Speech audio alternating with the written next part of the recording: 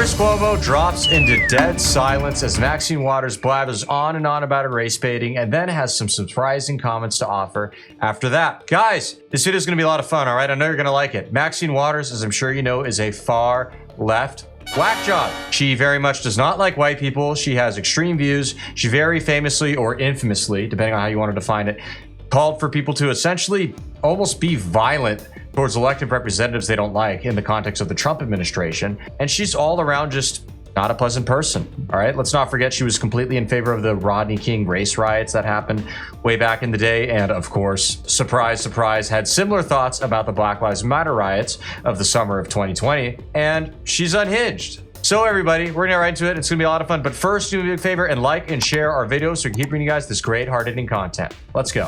What is the lesson that your party should have learned?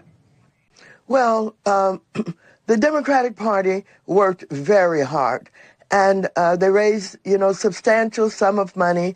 We had great candidates, and so Trump had a following, basically generally led by whites. White males voted in big numbers. He had a few from the other race groups. Look at Chris Cuomo's face. You can just tell he's half a second away from face bombing himself. Just going, dude, get me the hell out of here. What am I even doing talking to this lady? Why am I a Democrat? Why am I a leftist? Why do I associate with such things? Dude is not happy.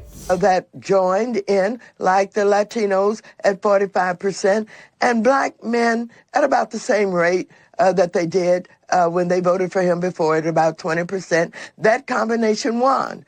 And so it is not that Democrats did not work hard, did not do a great job. We had an unusual situation where we had a black woman, which this country has never seen before. A combination of all of those things led to his win. I will not push back on the idea that race and sex matter in American politics. I think they do.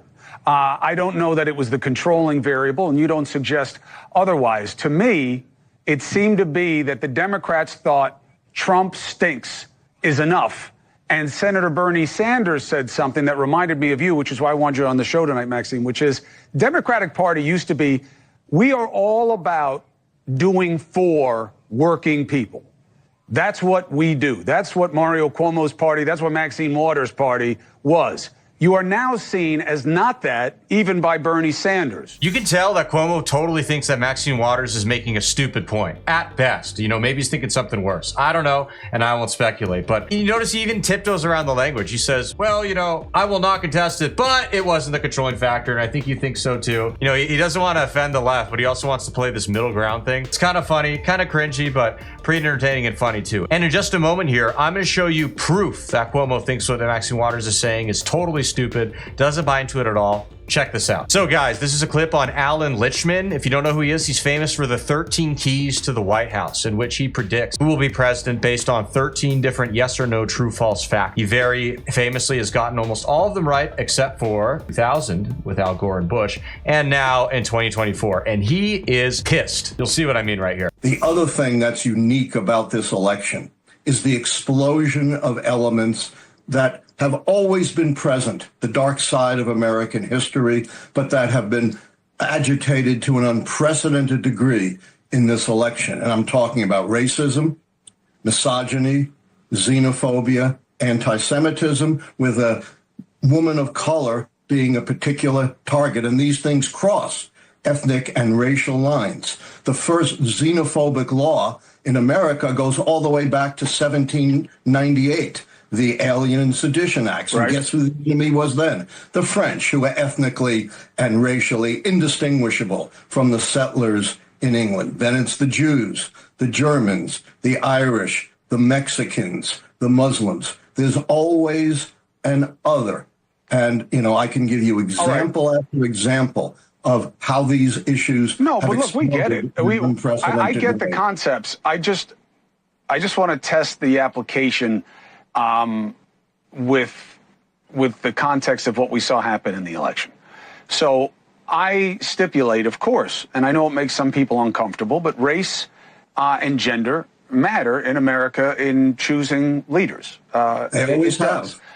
It could be It can be positive, it can be negative. I think sometimes it's a percentage of both, but it's real. I don't dispute that. Notice right there, Cuomo said it can be negative, but it can also be positive, right? And that's a point I think he was a little too scared to make to Maxine Waters because he knew what would come for him if he did. At the end of the day, Kamala Harris's skin color and her gender, if anything, it helped her. And I think you have to be an idiot not to see that. There are so many women who came out and said just because she's a woman, the first woman president, or will be rather, not anymore, that they're going to vote for her. It's not because she's intelligent. She's not. It's not because she's hardworking. She's not. It's not based on her policies. They aren't any good. It's only because of an immutable characteristic. Ironically, those people who complain so much about racism and sexism are practicing that very thing themselves. As far as what Lichman said about Trump being, getting elected because of anti-Semitism, really? Trump's probably the most pro-Jewish, pro-Israel president maybe ever, if not in my lifetime. Let's not forget he moved the embassy from Tel Aviv to Jerusalem. You know how many US presidents promised they were going to do that and failed to deliver on it?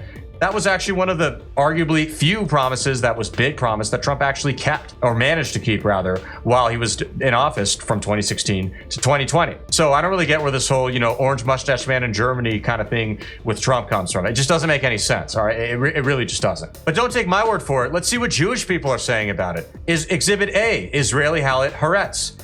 Here's an article they recently published. Only Netanyahu could have chosen a cushier Trump foreign policy team. So if you don't believe me that Trump is not anti-Semitic, just ask the, Semites. I think they'll have a pretty good answer for you. There's no reason to be ignorant. However, when you look at this, it leads to a suggestion, Professor, that all the white people came out to vote for Trump and not the black woman. We don't really see that as I explained, in the it's demos. not limited to white people. That's right, because black voters didn't come out. The Democrats lost because they underperformed, Alan. The Democrats lost because they underperformed. They misread the main motivators for the voters, and they underperformed. Black women pulled a heavy load for the Democrats again, but they couldn't overcome black men, Latino women, married women, even though reproductive rights matters. It wasn't everything for them. And you saw it in a lot of demos. So can it just be as simple as we're racist? I think it's safe to say that Lichman is very upset and quite salty that his election predictions did not actually hold up. And you know what, folks? You love to see it. You love to see it. You love to see a triggered lip. An important final point here. Most of Chris Cuomo's points were all well and fine and dandy, but I hate that term he used right there. Reproductive rights. And don't ever let a leftist get away with saying such a stupid Orwellian word, or phrase rather. You know what that means? Abortion. That means ending the life of a baby. Reproductive rights. What do you mean reproductive rights? You're ending reproduction, right? It's the opposite of what it is. It's a lot like when they say gender affirming care to talk about child sex changes. No, it's actually the opposite of what you're pretending it is. And let's just skip the ooey gooey lovey-dovey language because I'm not buying it. And it seems like a lot of the American people aren't, given that they just elected Trump. And thank God for that. With all that being said, guys, thank you so much for tuning in. We really appreciate it. As always, make sure to subscribe right there, guys. Hit that subscribe button if you like the video. Please do it. Really appreciate it. And God bless.